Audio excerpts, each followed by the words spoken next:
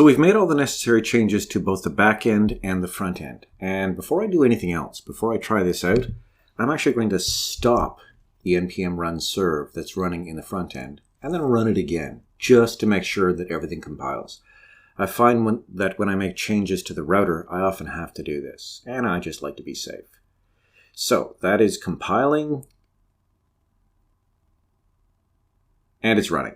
And I'm also going to make sure, I know what this is that I've already done this, but you make sure that you make restart on your back end so the code changes are actually compiled to the binary that's running. Perfect. Now I'll go to my web browser and I'll make sure that I'm logged in. I'll just reload this page. Good, so I'm logged in and I can look at the users and I see that I have John Smith as active and not logged in. So now I'm going to switch to an incognito window, or a private window, and I'll go to localhost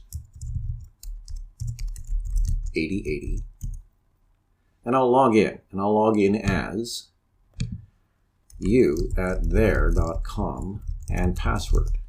Log in. Then I'll go back to this page, my non-private window, and I'll go to the home page, and then I'll go back and look at the list of users. And now John is logged in. So I'll log him out and click log out. And it says user logged out and set to inactive, and everything updated here properly.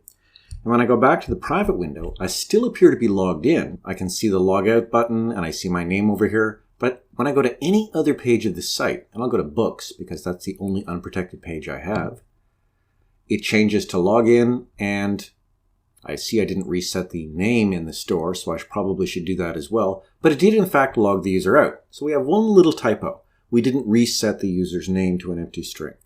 So let's go make that one change in the front end. Back over to the front end, and we'll go to the file security.js. And down here, I'll also set store.user equal to an empty object like that. I think it's store.user. Let's make sure. Yeah, user. So that should take care of it. Okay, so that seemed to work really well. Let's move on and start setting up the necessary back-end code and so forth to actually manage the catalog of books that we're going to be displaying on this site. And we'll do that in the next section.